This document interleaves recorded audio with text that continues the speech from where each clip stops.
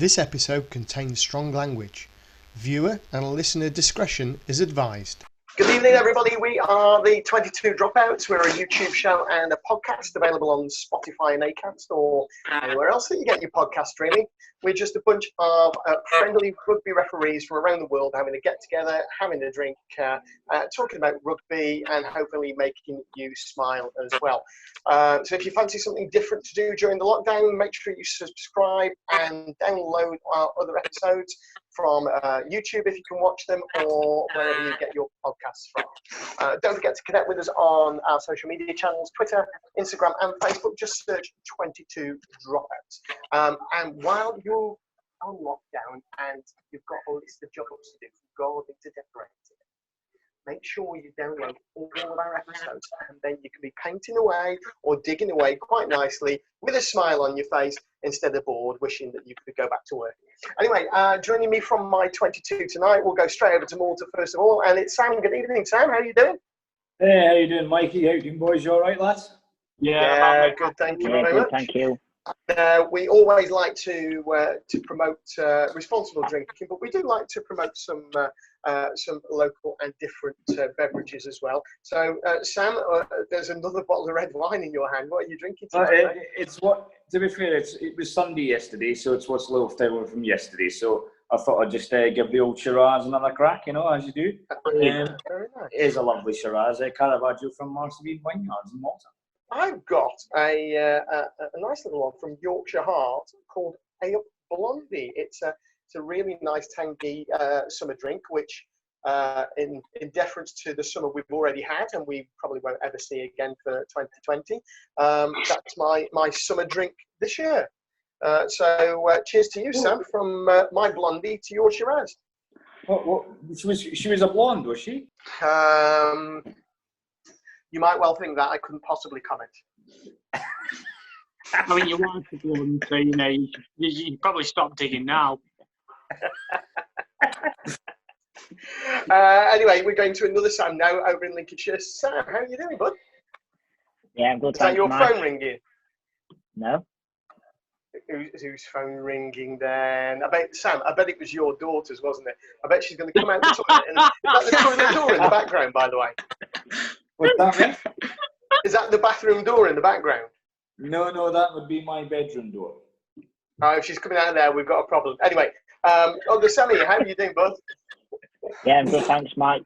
Trust everyone else as well. I'm on the water. You do know that the RFU selectors do not watch this, all right? We're far too funny for that. So you don't have to keep saying you're on the water every week, because we know you're not. So tell us about Just Jane. Is that your latest girlfriend? The RFU selectors do tell him he needs to lose weight, though. Exactly. And as some RFU panel AR said to me once, the video never lies, does it, Mike? Anyway, move swiftly on. Mate, that's how I found out I was bald. Until then, I didn't realise. Especially this bit. I can't see that unless it's on telly. So, go on, you're Just Jane then, Sam. Third attempt. Yes, it's a local beer from the same Fab brewery as before. Very nice. Chris, how are you doing? Good to Northern. How are we, Jen? Mate. Listen, I'm fully embracing the lockdown. I'm fully embracing it. I've got no one to impress. I'm living in a house with my mother and my sister. What is that? You're trying to get a sponsorship from Gillette. I'm just hoping they'll see it and give me a razor out of pity, mate. Can I just say, Harry's? I used Harry's this morning. Nice. Look at that. And you can see that Chris did not. So, Harry's, if you want to sponsor Chris, in the meantime, I think Chris is going to become a big cock for tonight. Chris. We're about 5 minutes in and we've got our first big cock of the night. Fantastic. Chris, Chris, did you just say that you're embracing it? Well, I'm trying to anyway, mate. Like, I should have said I'm trying to embrace it rather than embracing it. To be fair, mate, I think the hair on your face is definitely not trying to embrace you. It's trying to fucking run away.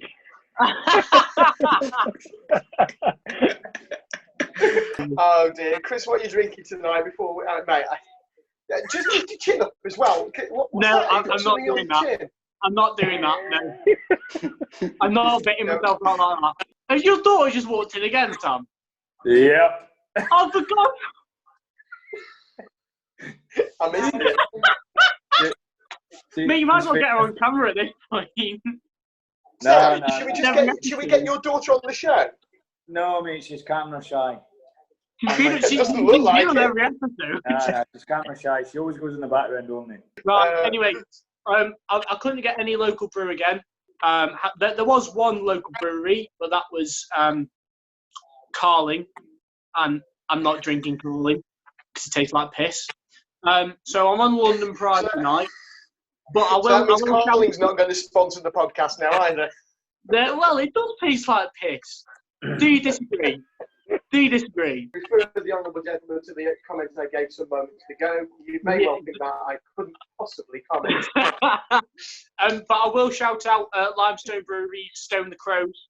It's a 6.2% stout, and it is fantastic. Lawrence, how you doing, mate? I'm doing good, Mike. Thank you.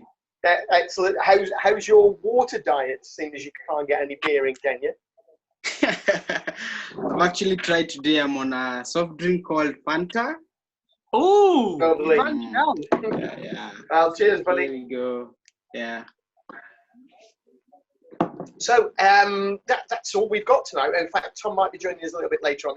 But in the meantime, I don't know how many of you actually listen to any other podcasts or watch any of the shows, or even listen to the news, given the sort of rumours that we've come up with. I'm surprised that any of us actually know what a newspaper is. But I have this thought. If, when we come out of this, we could press Control, Alt and Delete and just reset rugby either locally or nationally, wherever you are, or even internationally, what would your sort of vision be in about 4 words? Now, you can have a bit longer than that. Sam? Yeah, I had a bit of a think about it. I mean, I think that there definitely has to be changes to the way that they operate, including, like possibly, the pay structure for players, and, maybe even making it open, like general knowledge, so like open book. That way, it's more clear and obvious for anybody sort of breaking the salary cap rule. Also, I think that the way that the season is structured, I think it needs to be more of a global. So I think that, there is that idea that the Six Nations play their games, the championship, which I think will become bigger than just, the 4 teams that are currently in it. Probably get some teams in from Japan. The winners of them could play each other. Even like the rugby, the European Champions Cup, I think that would be looked at and possibly done in different format as well. Doing the relegation and promotion for Six Nations as well. Some people are talking about ring fencing the English Prem, and possibly using like the championship as a second tier in England as a feeding ground for some of the clubs, but then they're also saying, well, that's what the academies for within all the Premier clubs. Lawrence, what would you do? Press Control or Delete, reset rugby. How would it look for you? I'm actually have a similar thoughts to what Sam is talking about. I'll actually put, or rather, have sort of a common language of how the seasons are going to be structured, both in the northern and southern hemisphere, and also, if it's possible, all the affiliates of World Rugby to have a similar sort of league structure and seasons. If there's something that you could restructure about Kenyan rugby, what would it be? First, I should say that KRU have actually cancelled the earlier decision to cancel the 2019-2020 season, and it's still put on hold. So the results are still not really declared null and void. But in Kenya, probably I would have lengthened the 7th season, because that's actually the epitome of rugby in Africa, or rather in Kenya. That's quite big news, though, isn't it? Because last week we were talking about how the Kenyan Rugby was looking forward to this email from the clubs, but they'd already decided to cancel the season. So they've actually done a U-turn on that. Is that right? Yeah, sure. So what were their reasons behind that? What does it mean now for the season? So the season is still put on hold, but now if we actually look at how things are now, there will actually be a restructure of the season, because the capital city Nairobi, which holds around five teams playing in the top tier league, is actually put on lockdown, so no one can really access it for the next 21 days. If you then look at the period of which players are expected to train so that they can get their momentum back, at least get their body in shape, it's another around 1 month, and the seventh circuit was scheduled to begin in July. So it can bring a little bit of hitch-ups, but still waiting to see how the actually season will go on. Very interesting, because I think because of this split season in Kenya, there's a good chance that, and I think it's probably the right decision for them just to take their foot off that break a little bit and say, we've got a chance to still play some rugby this year. Let's just wait and see. Chris, how would you set it? Right, I'm going to be a bit controversial here, and I might. You're always controversial, and that's because with that beard, you're a Big Lawrence.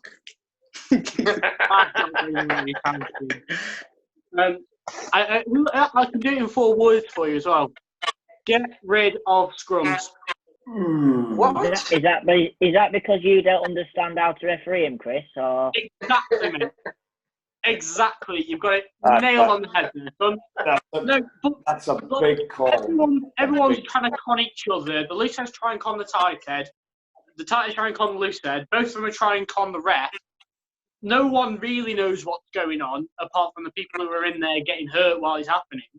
And it's just a pointless venture at this point, really. Especially 7 scrums. 7 scrums, 3-man scrums. How can you penalise that? It's ball in, ball out. It might as well be a free kick now. So, what you're saying is scrap rugby union and let's all go to rugby league. yeah. No, I'm not saying let's go to rugby league, because I'm not saying get rid of lineouts, and I'm not saying like that there's no rucking. Oh, Chris, what are you saying, man? I've said it. All right, boys. What is he? Mike, He's Mike, a... There you go. It's coming. It's coming. Yeah, Mike, you need to Come on, edit the shit gentlemen. out of that. Guys, Yeah. we all know what he is, so let's say it out loud. Well, He's a... Bacon. Hashtag. Unpopular opinions hurt. No, it's definitely an unpopular opinion. I would say on that note that there could look at possibly changing some of the options that is a scrum option, where you could take that out and make it a free kick, but I would not get rid of scrums, because that is a fundamental of our game of 15-a-side rugby. Remember that rugby 15-a-side is rugby. It's not sevens, it's not X-rugby, it's not touch rugby, it certainly isn't beach rugby, it's 15-a-side rugby. So I'm with Sam on a little bit of that. You see, one of the things I would do is I'd remove that option after a penalty at scrum for another scrum. Because all you're doing, it's the same as when we get that, well, we've just had a little bit of a dust up and things like that. What we don't want to do is restart with a scrum, because we're putting a boiling pot back into a boiling pot again. So let's take that out and let's say, no, you can either, you've got the penalty, you can kick the goal or kick the touch or tap. What you can't do after a scrum penalty is opt for another scrum. okay, What's your thoughts on that? On that debate, what you're saying here is that you could possibly then be taking, that there may be one team that is just very good at scrummaging, and that's what they've got. And how can the game survive take that equation out for them? Then you're taking something that they're very good at. It's not their fault they're very good at it. It's the other teams that have not picked up their skill level enough to be able to compete. So you're taking something away from them that's an advantage to them. Yeah, but scrummaging is just one You aspect. wanted to say something on Scrummaging is that, one didn't you? aspect of the game that's got numerous aspects. Why should they be rewarded for practicing one aspect of the game and doing it well, but they can't do the rest of the game well? Because you can have that for any part of the game now, Chris. Okay, I'm not then saying how about this? What about when you get the coaches that come up to you before a game, and I get this quite often with certain teams. So just to let you know, we scrummage for penalties. You see, that to me is a negative part of the game. They are deliberately trying to do something to buy a penalty, and from saying that from the off, that always grinds. What's your response to that, Mike, when they tell you that? I'd say, yeah, you may scrummage for penalties, but you've got to be legally dominant to get the rewards. If you're not legally dominant, you're not going to get the rewards. Yeah, I would say exactly the same thing. I just say to them, "Thank you very much, legal dominance." Some of my things have already been said, so I'm not gonna cover those up again. But if you want to agree with me, feel free to. Nobody's going to agree with Chris. Chris just talked out his bum fluff that he's got the end of his Can I just say, right, this is an entirely hypothetical thing. We're obviously never going to get rid of scrums in the game of rugby. That's just a fact that will never happen. Yeah, I agree with Sam on the making an international league. I'd probably go for have like a second tier competition, which they can merit and get promotion into your tier one competitions, and that gives an incentive, mentioning their names here, Scotland and Italy, to actually pick the game up. Or Wales, for that matter, or anyone to pick the game up and so it's not just we need to win one game a year, not to finish bottom. So because you've got that threat of relegation. But other than that, I'd probably say make it like a World Club Challenge. So the winner of the European Cup plays the winner of the Southern Hemisphere, make a Southern Hemisphere similar competition and involve your Tongas, your Samoas, your Fijis, and involve everyone. Like we involve France, we could maybe extend to Georgia, Spain, or if we can do, and then have a World Club Challenge that maybe fits in and it's organised over international weekend or whatever, so that the best teams the best players can play in that game and win a World Club Challenge. I agree we need to be a more global game. Saying I was going to say the world was getting smaller, but as we've seen, we can't go anywhere. So actually, the world's got just as big as it was in the 12th century again, except that we've got Zoom now. So unless you're going to do virtual rugby, it's going to involve a lot of travel. And I think that's one of the things that's holding back a big global competition, or even several tiers of global competition, is just the funding of where it's going to be. I did like Mike Tibble's idea that he came up with about a global season, so everything's played together. So our season in the UK, in England, would start a couple of months later, and it will be finishing about October time, so that you've got all of the big games, the big crunch matches, or keeping the Six Nations in the same place. So what happened to the the big 17? games? Well, okay, so I did have thoughts on what would happen for the 7th season. Now, they are talking only about professional rugby. Guys at your local third 15, a local vets team, could actually still be playing in July and August on hard pitches, particularly when that's the holidays for a lot of people. The kids are out of school, they would be going away. Can grassroots teams afford for that change in season? Okay, but what about the Elite Sevens competitions that are held at sort of championship and premiership clubs? What happens then? Well, to be frank, Premiership 7 should just be sacked off anyway. It's been no good ever since they got rid of the format that was the Middlesex Sevens. That used to be amateur sides, good amateur sides who would compete with a handful of players or teams from the top tier of the Premiership. And then it became a totally money-driven exercise. And to be frank, all they did was put academy lads in who were quick. There weren't specialist sevens players at all. how does it affect the global sevens game? Well, the World Series happens all the way through the year from November all the way through to the summer. So they are very separate players. It's a separate game, as Sam mentioned before. So therefore, I can't see there being any impact. For grassroots leagues, I think you're going to struggle to play 15-a-side in the summer. We've seen it in sevens in the last couple of seasons that we just cannot get the teams out because people are crying off, particularly when it comes to sort of middle to end of July. People are, bodies are broken. People can't turn out and play. So I see the two things as being separate. I do like the fact that the professional game around the world is played on the same season. It would be quite interesting. I'd like to see the same broadcaster globally putting really big money in and taking the rights for every one of the competitions, but they can't pick and choose. They take the lot. On a Saturday or Sunday, you would have the normal competition, and on a Monday night, every other week, you'd be at home with the academy, guys coming back from injury, that type of thing. And it was a really good competitive league, and it was a good staging place. Now, I do think that we've gone too much towards academies and pulling academies in younger and younger ages, and then all they end up doing is drag people to women benches for a long time, and then get out of rugby. But if we're going to do that, yes, sign them to your academy and then give them long-term loan to a championship club so that they can get game experience. Those championship clubs feed into the championship, and all of a sudden you've got that 2 tiers of really good rugby coming through, or bring back the A-League. What do people think on that? I mean, we've still got an A-League to an extent. It's just not used in the same way as it was. There's not as many games though either. No, I agree. I agree with that, and there's been, I know one example of this. Ollie Chesham, he used to play for Kesteven in NLD.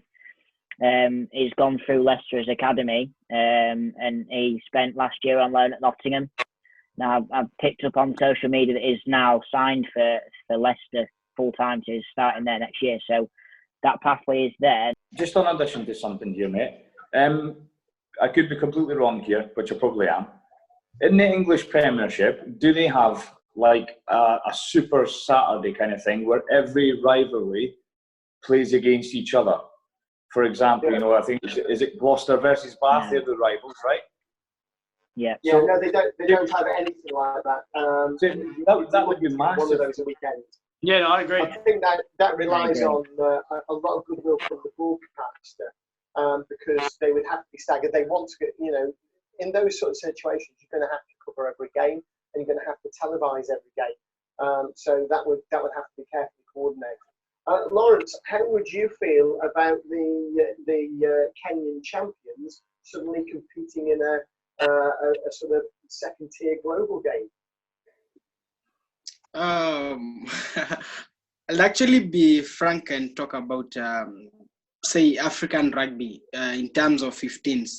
But now if you look at a Kenya national side going to play, say, a franchise side in South Africa, honestly, we can be thrashed so badly. Cool. Okay. Well, interesting, isn't it, that I think we align on a lot of issues, and then there's others that are Christmas pie in the sky, game with scrums, and a couple of other things. But now's the time, isn't it, that we should, World Rugby, the Six Nations, all these stakeholders should be getting together on a Zoom meeting, and we've got some great hosts here who wouldn't mind helping you out if you really wanted to do that. And they should be throwing these ideas out, putting all the ideas into a melting pot, putting what they need out of it into a melting pot as well, and just putting some ideas out and seeing where we can take this. Now is the best opportunity to reset rugby. So we'll have to wait and see. Anyway, we're going to take a short break. We'll be back right after this.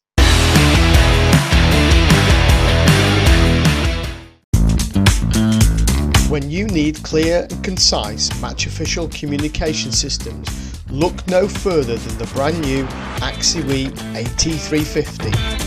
Radios are always useful, they always help us, especially Axiwe's, where all three of us can be open at any time, we can have open communication. Available now from refcomsglobal.net. investing profits into match official development worldwide. Welcome back to the 22 Dropouts. We're a YouTube show and a podcast. We're joined now by Anthony Petrie from Auckland, the Rugby development manager over there. So, hi, Anthony. How's it going, mate? Good to see you. Yeah, fantastic, buddy. Well, thank you very much for joining us. What time did we wake you up this morning? It was a good, decent sleep. I woke up at 7:30 a.m., so it's not too bad. It's a bit earlier for me than normal in isolation, but it's okay. I'll live through that. I'll apologise now for sending you the message at 7 a.m. then. It's all good. He does like his early morning wake-up calls, does Sammy, don't you, mate? Yeah.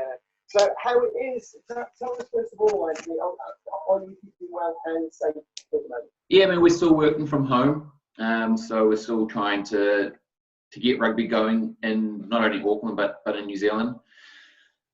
Keep myself busy, taking the dog for many walks, training, PlayStation, just the normal stuff. What are you playing? So, on the subject of PlayStation, then, the best rugby game on the games console? John Longmire Rugby, 100%. Come on, man! Not a Nothing chance. even comes close. John Not a Longmire Rugby chance. all the way. No. Oh, Chris, you're absolutely shocking tonight, Chris. Mate, I'm not. I mean, he's shocking for the last 3 weeks, son. Do you know what I mean? So let's just establish a few things. First of all, Christopher can't grow a beard. He can't decide on the best games console, and now he wants to abandon scrums in 15s. Chris, come in, man. What are you doing? It's not going well for me, really, is it? It's not going well. So, Anthony, if you could reset rugby after the lockdown, and you could have a completely blank piece of paper to do whatever you want from community game right up to internationals and professional, how would you change rugby? Within the professional game, I would love a world circle where there's like a World Series happening all the time. So we're all sort of playing each other on a regular basis. Is that international level or club? International level. It would create a lot more interest in the world game throughout the season instead of just the World Cup. Financially, is that viable? Probably not, but that's what I'd love to see. Within New Zealand, club rugby, I mean, we've got a pretty strong club rugby in New Zealand as it is, so just go back to how it was. That's why he's done quality. So, apologies, everybody. Millions of viewers and listeners. I lost my microphone, so you were probably hearing my bottom burps. Show yourself the bottle. Show yourself. I'm going to show myself the bottle. I think I am definitely a recipient of the Big Cock. Hashtag. Hashtag Big Cock Award. That's for me tonight. Thank you very much. Hopefully I've fixed that now. We're not a serious show, Anthony, as you've noticed. Carry on anyway. No, bring it on. Nothing wrong with that. You know, I have to edit this into something that we can actually put on the internet. Well, it's been a great 5 minutes so far, so it's going well. You can come again, mate. Yeah. You can come every week if you want. You're much better at this than we are. So professional level within the club structure and having a global game internationally. Yeah, I love a global competition, but whether that's financially viable, especially after the crisis, definitely won't happen. But I just think in between World Cups, there's not much really going on, and it's status quo. You got the Six Nations, you got the Rugby Championship, you got these tournaments that happen all the time. It'd be good if there was something more viable and more exciting going on in the world game. So I think you're right. We've got some great, exciting competitions at the top level. But I mean, if you had a global competition, I think we'd be having a World Cup every year rather than every 4 years. But I would like to see a lot of those smaller nations getting a really good exposure, getting a great bite at the cherry, getting loads of game time so that they can start to compete and maybe have promotion relegation within those big competitions and have a second string. What's your thoughts on that? Oh, 100%. And we do a real big focus on the Pacific Island nations in New Zealand, especially. And we'd love for World Rugby to open up and let ex-All Blacks, ex-Wallabies, ex-England rugby players who have Pacific Island heritage to then play for them. It would create so much more interest in the game and help out the Pacific Island so much. That would be really, really cool. Well, that's been talked about, hasn't it, over the last week or so, that people who have that sort of heritage and are coming towards the ends of their career could go back and play for their country of origin. Yeah, well, exactly. And like many of the Pacific Islanders who have played for the All Blacks, they might have played less than 10 games for the All Blacks and they go overseas for the money. I just think all the likes of the Italy's and all those Six Nation countries who are you can say Scotland, don't worry, we don't mind. You can say Scotland. You can say Scotland are crap because we know. In fact, Sam knows they are. Oh, that's what it is, really, isn't it? You're scared of what potentially could happen if they do go back playing for their heritage countries. Yeah, absolutely. If most of the players did that in Scotland, Scotland would have a team. Honest to the core, Sam. Honest to the core. Thank you. It's true. So, Anthony, how did you get your recent? Because you were only promoted to referee development manager this year. Is that right? Yeah. So I was previously with Counties Manukau Rugby as a referee education officer. So I've been there for nearly 4 years, and then Smudge McNeil retired in Auckland, and then this role opportunity popped up, and I applied and was given the opportunity to take it on. Super. So just explain, because most of us don't know, how does rugby refereeing work over in New Zealand? So, for example, we have the societies in England, and then the groups, and then the panel structure. How is it structured in New Zealand?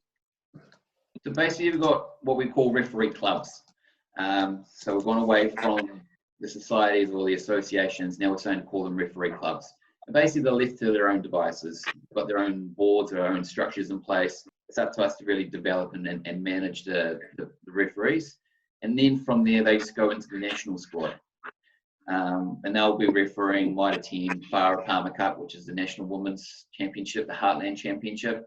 And there was 32 selected in New Zealand last year, and they get all their personal development from there and referee those levels of rugby. But there's rugby underneath that, which was split into 3 regions. So you've got the northern region, the central region, and the southern region, and they do like representative Bs, and 85 kgs, development, all that type of rugby, which is underneath that national level, and they're selected within their own referee association or referee club, to referee those games. Yeah, Anthony, I've got a question here. The RFU have got a Young Match Officials program. Do you have something similar over there with yourselves? No, not to my knowledge. No, it's just the national squad, and then they pick from the referee clubs. There's no specific program for like young match officials. So like in the RFU, it's 25 and under.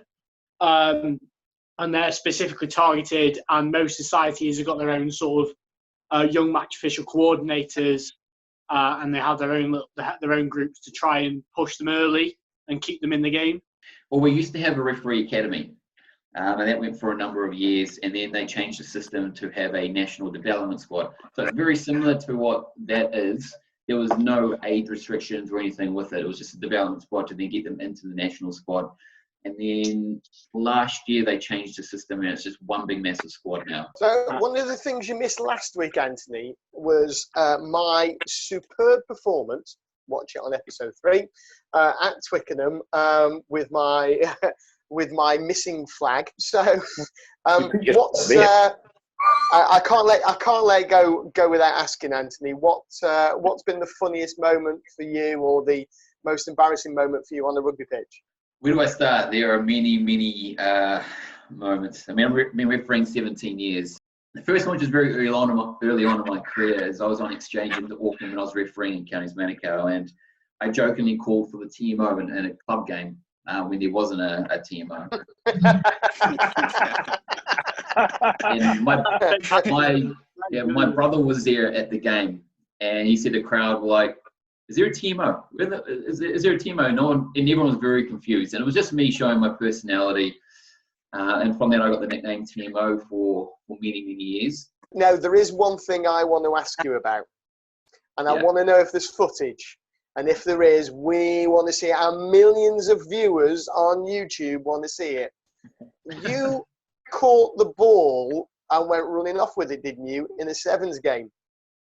I know it was a 15s game last year, secondary schools Was game. it a 15s?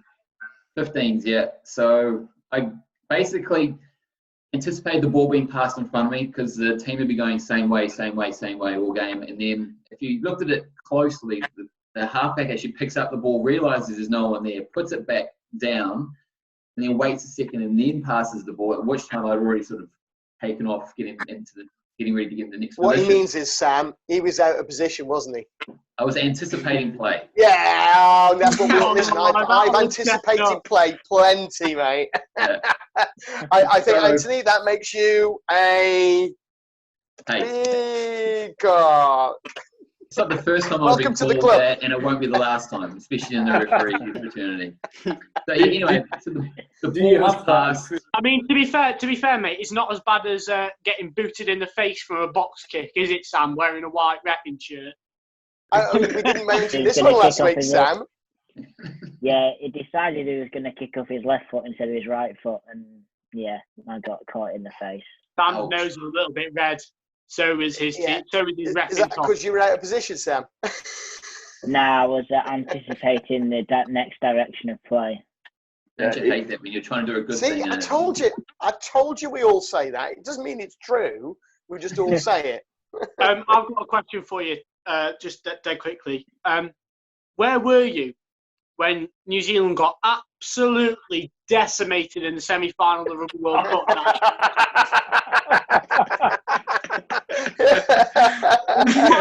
In that game, I remember. I was in Christchurch in a pub drinking my sorrows away after the game. The worst thing about it is we went down there to catch up with some mates, and then we had some other mates go down the same weekend, just happened to be the same weekend, and they were English, and so we invited them to the pub that night as well. And as you do. Oh dear. Yeah. Well, mate, Anthony, believe me when I tell you, I was the only Scotsman in England, I think, that weekend in Chester, and I was rooting for the All Blacks the whole time, mate. He was definitely the only man in the bar. Now, bearing in mind, this is an international sevens competition from people from all over the world, but there was only one man there supporting New Zealand. Good man. Yeah, not on, mate, not on. Anyway, back to the guest. He's far prettier than you, and he's got a better beard than you, Sam. They both got better beards than me, but it's all right. Yeah, absolutely. So, how would you change refereeing and maybe referee education? What's your view over there and your vision? In terms of education, it's the best way for us to learn as referees is on the field, and so we've got to really come up with ways to incorporate the real life learning in our education. So putting ourselves under pressure, putting ourselves under fatigue, and then having to make really big decisions when we're in that state. So I think more on-field development in that type of way is the way going forward. Yeah, agree with that, 100%, mate. I agree. Yeah. Yeah, I think there's only so much you can learn in the classroom. You need to be out and doing it with really good quality assessment and assistance from coaches and observers and things. And that's why we use the comms all the time now, because we can give that feedback during the game, during downtime. We can just give them those little pep talks. Yeah, I mean, there has to be a live environment, whether it could be a live scrummaging session, line out work, or even mauls, something like that. Where the new referee can actually learn the basics for set piece and stuff like that, because even tackle and ruck. Yeah, exactly. And referees are very good at keeping their own silos. So we're very much about us, and we're not very good at expanding and getting out and getting amongst the referee fraternity and such. So we need to do more with teams during the week, doing a lot more of that type of stuff, using outside resources to educate us and help us. As referees, people spend a lot of time saying to us, you are the sole judge of fact and law. We do struggle. The best referees are the ones that don't struggle to to accept criticism and feedback, and those of us that do, that's where our own learning suffers. Yeah, and after a game, a referee can be very defensive. They can come off the game and think they've had the best game ever, and then they get told very quickly straight after a game, you did this wrong, you did this wrong, you did this wrong, you did this wrong, and it just blows their mind. And of course, they're going to put up a wall and be really defensive with it. So we've come up with it. We use the GROW model, but allows coaches to ask what the referee's work-ons are and focus just on those 2 to 3 work-ons, and then they'll catch up either after a game, but we try and encourage it well after the game, either via phone call or catch up for a coffee or whatever. Yeah. And they just go through that, and that allows the referee time to digest the game, write down on a piece of paper what they think they did really well and what they could have improved on. People actually tend to forget you've got one referee on there making quick decisions by themselves, whereas you've got 2 teams of 15 making very quick decisions, but in a collective way. And they're trained to make these decisions in split-second times. Okay, and it sounds like you do a lot of work with clubs. Is that encouraged within New Zealand? Yeah, 100%. If they can get to a club game, it doesn't matter what level. It could be Premier, it could be under 21s, under 85 kg. It doesn't really matter. As long as they can get to a club training once a week or even once every couple of weeks, it's beneficial to both the referee and the team as well, because the teams get to understand what referees are looking for. They can ask some law questions, and it's beneficial to everyone. So, yeah, it doesn't happen all the time, but we encourage it a lot. Lawrence, how does the coaching that you've heard Anthony talk about tonight, how does that compare to the referee coaching that you get over in Kenya? Just pretty good points I've got from him. One thing is asking for the work-ons from the referee as a coach, of which that's pretty awesome, because now when you're working with what the referee wants to achieve, it isn't the work that you're working with. Perhaps I've got one question for him. He's just talk about putting refereeing to real life situation.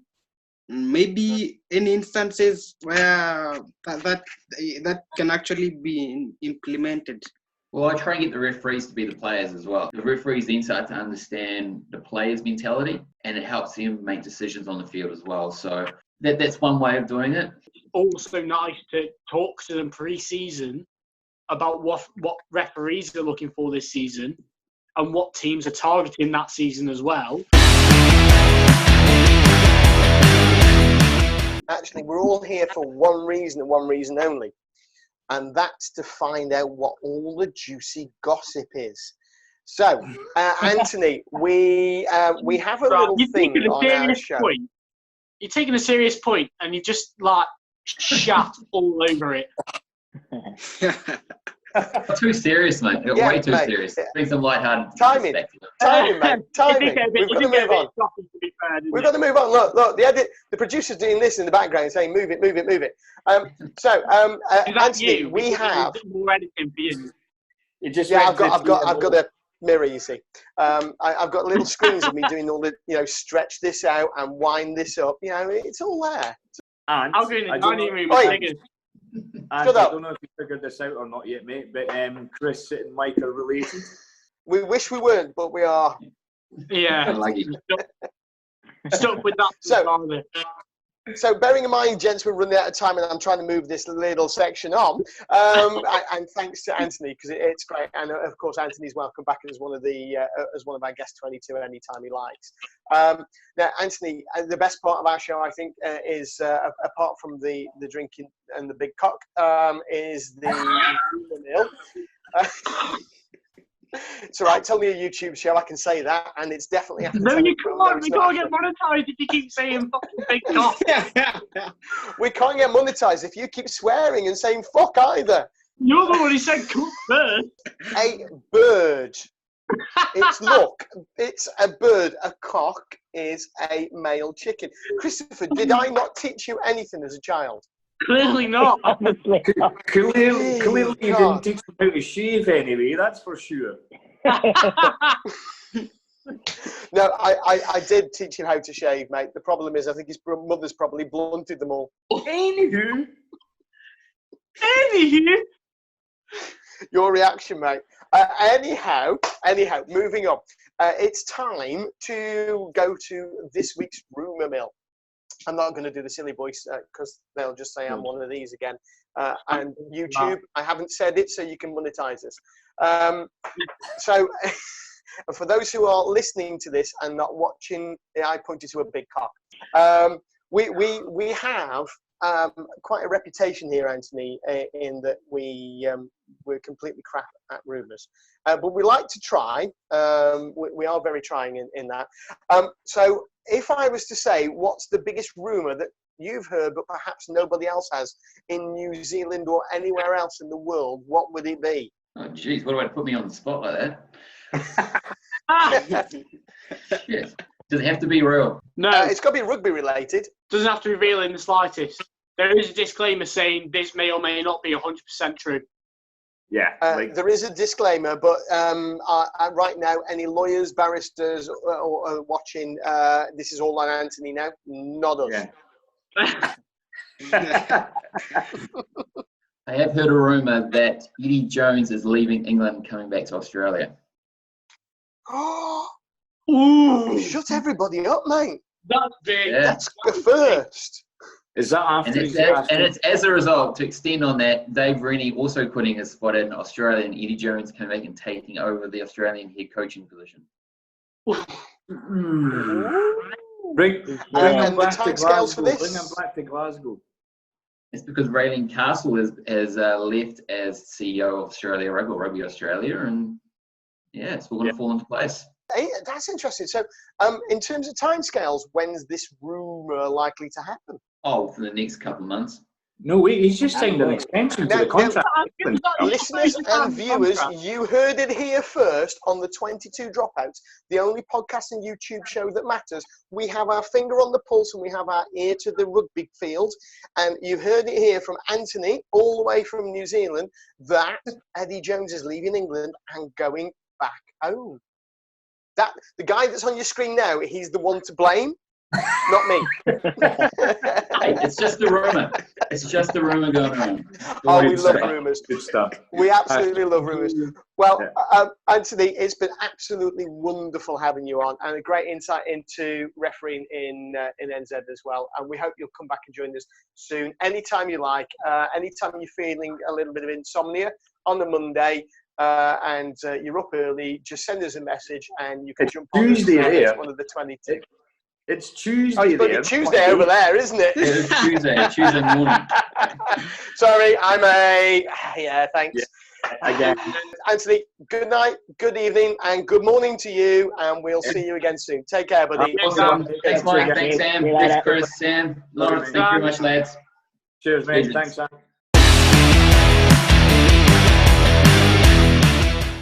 Welcome back to the 22 Dropouts this evening. If you want to know why we're all giggling, make sure you check out the outtakes. You will see why we're giggling, I promise you.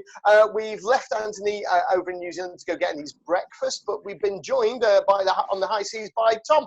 Tom, where's your Yorkie, mate? Evening, guys. No, it's gone. I've thought that it's best for a diet that I eat it now and don't tempt myself. You've eaten all the Yorkie, haven't you, mate? I have. Out now. Out. That's all done. Easter's over. No more chocolate left. Back in with the grind now. It is. And where's your Florence Nightingale cup? Look at that. That's the nursing cup. That is. Show us how you nurse that. That's it. Now, have you got orange juice or cider? It's a nice cloudy apple cider I've got in there today. Might as well be turning into a proper carrot cruncher, aren't you, mate? Well, you know, I'm missing the West Country at the moment, so I've got to give myself a little taste of it. Well, Anthony gave us a really good scoop. Christ, I hope that comes true just for our sake. Otherwise, we've just come up with the worst rumour in history. You're English, you don't hope that comes true. Well, do you know what? It's the worst news in existence. Yeah, I agree. Why is it the worst thing? There might be somebody better than him. Talking of Australia, though, Sam Ramage, you've got some news that's come out of Australia. They're having a tough time, aren't they? They've almost gone bankrupt. There's this rumour about Eddie and other news this week. Yeah, so last week, the CEO of the Australia Rugby Union, Raylene Castle, who'd been in the position for about 2.5 years, resigned at the tail end of last week. 11 former Wallabies, World Cup Wallabies, who was led by Nick Farr-Jones, sent a letter calling for a change in the ARU administration. Are they still recovering from the World Cup? I mean, it just, we're talking about Chica quit as well after the World Cup. So, what kind of mess are they in? I did hear about the letter that was signed. People like George Gregan were signatories to it as well. But it's a damning indictment of Aussie rugby, isn't it? Yeah, it's just the way that the politics work there. I think it's nuts. Yeah, it seems to happen with all Australian sports, Sam. I seem to remember that the cricket had the same sort of issue maybe 5 years ago. Now, Chris, following on from what Anthony said about Eddie leaving, there's been a huge amount of speculation, hasn't there, about Razzie, Erasmus, and maybe one or two others coming to England. Well, yeah. So Razzie Erasmus has been spotted at a few England games at Twickenham. So there's potential there. Who knows? To be honest, I don't think he will. I think he's got his roots settled in South Africa, and he won't want to move on anytime soon, considering the success of the last World Cup. However, here is a list of 10 potential candidates. You have a list? I have a list. Wow. So just throw a yes or no when you hear the name and a bit of the background. So, Mark McCall, the current Saracens coach, yes or no? No. No, although he's probably looking for a new job that pays better than what Sarries are offering. They spent it all on the players, didn't they? Does it come with a house in Milton Keynes? Next one. Bloodgate lead ringmaster Dean Richards, former director of rugby and Newcastle Falcons now. No way. After Bloodgate, I mean, what did he serve? A 2-year ban or something? There's no way. Dave Rennie, the 54-year-old Kiwi, now at the helm of Glasgow Warriors. Yes. Nobody outside of Glasgow's ever heard of him, so no. No, I would say yes to that. You reckon that's a good shout, Sam? Yeah, I do. I think that's a good shout. Scott, here we go. This will be good. I'm saying yes to this one straight away. Scott Robinson, all the way from the other side of the world, from Crusaders. Isn't Scott Robinson the guy out in Neighbours? Wasn't he Kylie Minogue's boyfriend?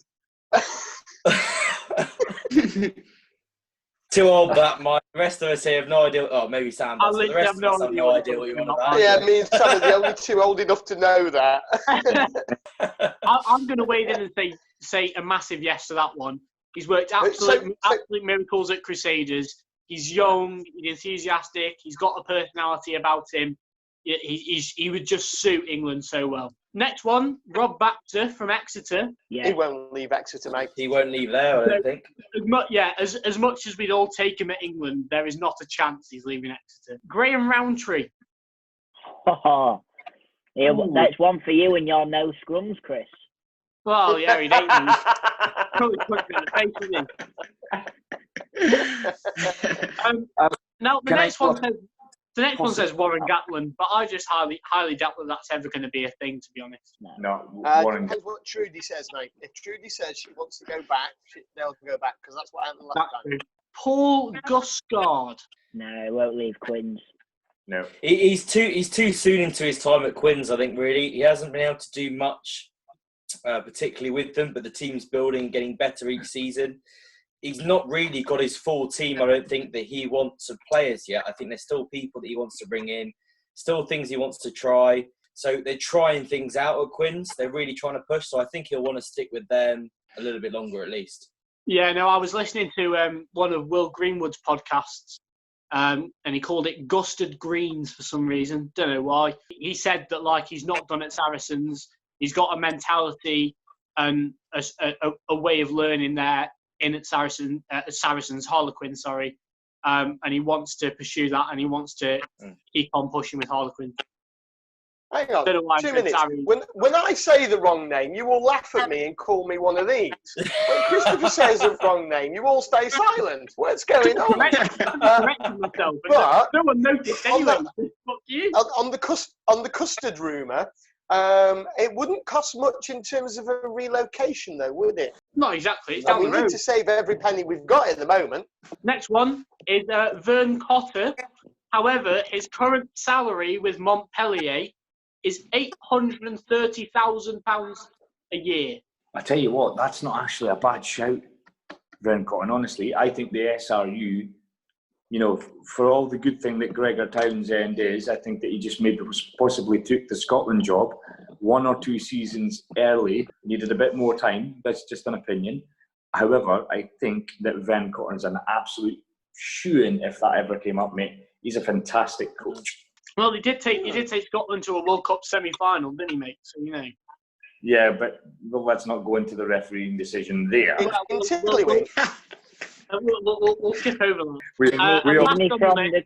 We all know that we'd make the same decision if it was us refereeing that game. No comment. Moving swiftly on. The last one on the list is Steve Borthwick. No. No. I think he's a good specialist coach. I think he's great at the technical stuff. I don't think he would be a little bit of Marty Johnson. I think he'd be there in name only in technical, but he wouldn't be able to manage them. 100%. Yeah. Go on then, boys. You've got one to add. Have you got your own?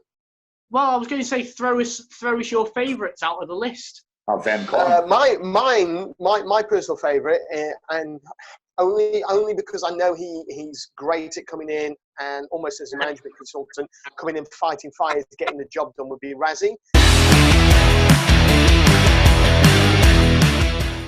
So, Lawrence, who'd be your favourite out of if it was down to those 10? Who'd be your favourite? Definitely Rusty. I think he's just an exceptional coach. Tom, over on, and now that you've come close to landing, you've got Wi-Fi again on Daddy's boat, and you've thrown all the Yorkie wrappers over the side. Who's yours out of that? I care about the environment more than that, Michael. Yeah, you're going to have the people chasing us next. Be green, be green, care about the environment. First of all, I just don't see Eddie going. I don't see if we can go. Now that's a good shout that nobody's thought about. Yeah, I just seriously think, I know he's got the reputation of being somewhere, getting a job done and going. Some people would say that he could have just gone, great, it got us to the World Cup final, we didn't win, but we got to the final, I'm happy, going to move on. But he hasn't, he's signed to stay longer, he's committed to staying longer. I think that generally, since he's been with England, everything around his media, his image has stepped up that level. He's massive in the media. Everyone knows about him. When he says something, we hear about it. And he's made some pretty bold statements. And I think he'd really screw up his own sort of image if he then turned around and went, actually, I was talking a load of rubbish and I'm going to jump ship and go somewhere else. I tell you, honestly, since we're on about Jones, has anybody seen that film that came out, The Miracle of Brighton? No. You just want to watch it, guys. It's an absolute cracking film, and you find out a real lot about Eddie Jones, mate. It's a fantastic film. Well, there you go. A ringing endorsement from Malta. Super. So, Sam, who would be your choice out of that list of 10? No, that's good. It's one thing I'm going to try and do during lockdown, if I'm allowed to, between the decorating, the gardening, and fixing this and doing that and building this and everything else. And trying to get a tan. And trying to, it's not doing badly at the moment. It always goes just here first. I wonder why that is. Tom? You didn't let Sam yeah, well, but you know what the answer's going to be. Well, he had his chance and he blew it, and he's going to go for Vern Carter anyway. So, he had his chance. Tom, talk to us about Premier Rugby and BT Sport. Yeah, so BT Sport, obviously a partner with Premiership Rugby for the last, I think, 5 seasons now. They signed... And only one of us has been on Rugby Tonight, haven't they, Tom? Yes, I've been on twice, actually. Don't milk it, son. Just get on with it. Yeah, well, you know. Anyway, so they've had the deals for a while for them to have BT Sport as their main and their only proprietor of their rugby. That's a 6-year deal. Deal's coming to an end at the end of next season. And BT Sport did have a special negotiation window where Premiership Rugby could talk to nobody else. But that window has now passed, which has cast massive doubt over whether BT Sport will continue with the deal past next season. It's reported that they have had talks with Sky, which have also had no real clear outcome. So what could happen? I mean, there's issues there in that perhaps they could lose their current deal, which is close to £40 million a year. Whether that means that goes to another subscription channel, whether it becomes more to free-to-air, maybe it'd be good for the game, but we lose a bit of money. It comes through more free-to-air for people, boosts our image, which would be great. So it'd be really interesting to see. Well, Alex Payne will be quite happy because he's constantly mentioning it on his show that he doesn't have a job anymore thanks to BT. Yeah. So, Alex, we're rooting for you. On that, have you seen this week that anybody who listens to James Haskell on House of Rugby will know that he's not always been a fan of the RPA. Although he has joined recently, and they want him to try and reinvigorate what's going on. Over the last week, up to 100 Premiership players have actually said that they are very, very disgruntled with what it's doing, and they are thinking now more and more along the lines of what James Haskell was promoting a little while ago to form a breakaway players association. So watch this space; that could be quite interesting. Just very quickly on that, Mike. Ellis Genge, hot off the press. Hot off the press. Ellis Genge has said it's time to shake up the rugby scene, and he feels players were poorly advised over measures taken by clubs as a result of the pandemic. He says the new organisation will be independently funded to avoid conflicts of interest. Well, maybe he should just start at the butcher shop since he likes talking about sausages a lot. But I mean, I do know what you're saying there, Chris, because obviously there was a lot of all the Premiership Rugby clubs very quickly put their staff down to 25% pay, and that was from playing staff, coaching staff, down to the ticket office, everything. They did that pretty much immediately. Hey, you can tell that Yorkie's missed the first two sessions tonight, can't you? He's hogging all the limelight, isn't he? Over in Lincolnshire. I don't know why you want me to call you Sam in Lincolnshire, but there we go. We're going live to Sam in Lincolnshire. Hey up, Chris has gone for another wee. Chris is hey. Couldn't last any longer. Sam, come on, shut up, Chris. It's Sam's turn. One that could impact Sale if they break the laws again. They've done a bit of underhand dealing with Van Rensburg. Van Rensburg's been given a 2-week suspension. Dates to be confirmed when we play rugby again. There's also been fined quite a lot of money, for me anyway. I don't know what he's on, but it might be a lot for him as well. Sale have also been given a point deduction of 5 points suspended for two seasons. His agent has also incurred a financial. I think most of this is because his agent wasn't actually registered. Is that right? Yeah. Yes, it is. Yeah. So that agent's not registered, which is then it's a domino effect, and clubs and the players have been forced.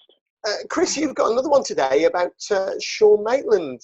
I do. Since Anthony threw the stuff about Eddie Jones at me, I thought I'd find something off the cuff, but I did have something prepared. Sean Maitland. Can't make a change when you've got something prepared and done your work.